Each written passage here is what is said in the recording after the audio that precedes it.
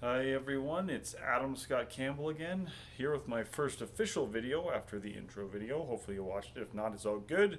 Again, my name is Adam Scott Campbell. I am 41 years old. I am um,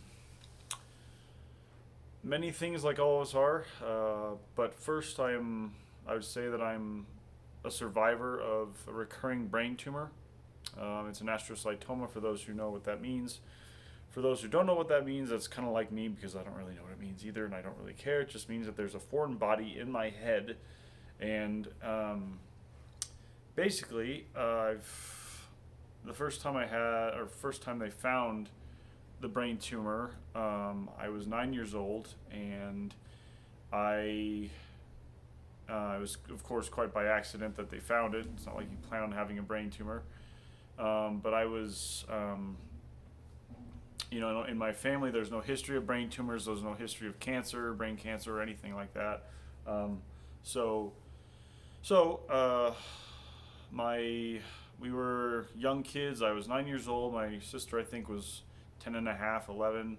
My brother was 3 years younger than me, so he was probably like six or so. And the three of us were in our living room. At the time we lived in Dallas, Texas, um, and so we were, as kids, just clowning around, messing around. We were playing what we called helicopter, in which we would spin around like a helicopter, get dizzy, fall over, recover, and repeat as much as we wanted to. So on one turn, I spun around, I got dizzy, fell over, and I hit my head on the ground and um, was knocked unconscious. So my dad, I believe, was in the kitchen while we were in the living room playing this helicopter game. He came over real quick. He was able to use, I think, a little bit of ice just to kind of rouse me and put it on my head, and I woke up pretty quickly. But he took no chances, and he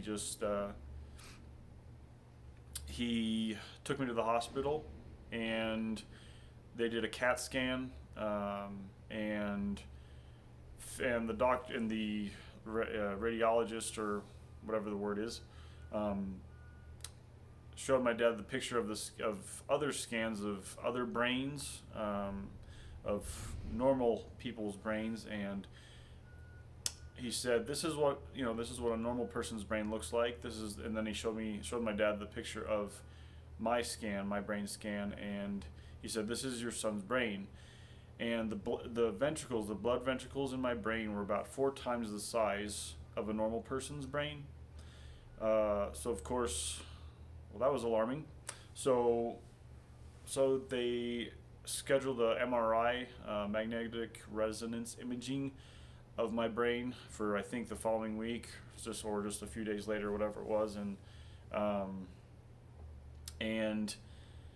that's when they found the brain tumor. The reason that the ventricles in my brain were 4 times the size they should have been was because the brain tumor was blocking blood flow, brain fluid flow, I think, as well, and so the ventricles had been backed up for years, it looks like, and this is going back further. This is most likely the reason that I had become, as a child, I was very happy. Everyone was my friend or potential friend. Everybody's just like, loving and kind, and I was loving and kind. I hope so.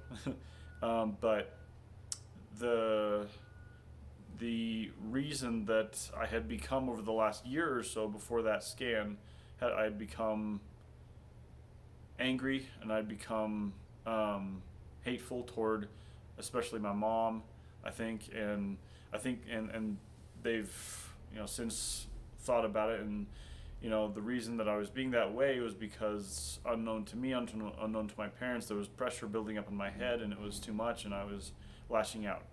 So anyway, they scheduled after the MRI, they found the tumor.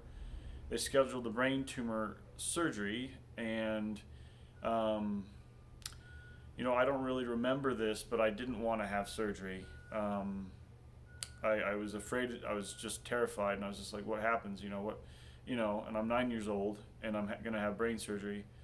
So I go in for brain surgery, and um, basically it's like one of the things that happened. I lost my ability to walk straight or walk at all for a while. I I struggled. I had to relearn to walk because, at least with my kind of brain surgery, the equilibrium just gets destroyed, and um, so I had to learn to relearn. I had to relearn to walk, and um, so that was an adventure, and it's the reason, or part of the reason, I walk imbalanced to this day. It's not something I'm unused to, because of course I've walked unbalanced since 9 or 10 years old, and or 9 years old, and um, so it's just something I've learned to live with, like we all learn to live with things, and that we deal with. So um, there's uh, there was an additional something that happened that complicated my balance issues, and that was that following brain surgery, I was given, or I was, I developed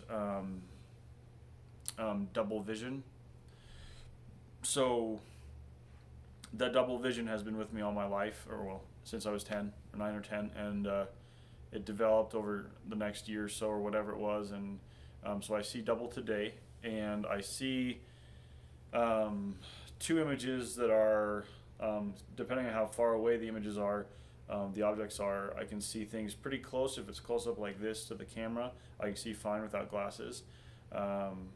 With glasses, farther away, I can see single, or mostly single for the most part, which means that I can, the edges of objects are double. There's like two edges to each side, or whatever, and that can make it really hard to, or challenging to, walk straight, because I don't, just ability to see straight not is not there. So going back to being in the hospital, I remember I remember a lot of, in my community in Texas, and everything, and friends and family and neighbors and everybody who found out that I'd had brain tumor surgery. There was this outpouring of love, outpouring of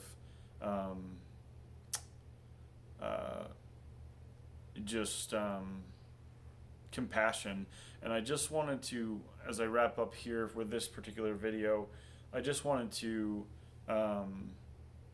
mention, one of the reasons that I've been able to keep going in the midst of my stuff, and we all have our own battles. One of the biggest reasons I'm able to keep going is because I have love and support, or I have had love and support from many people. I'm not saying everybody does, but I do know that whatever you're dealing with, you have the right, and you have the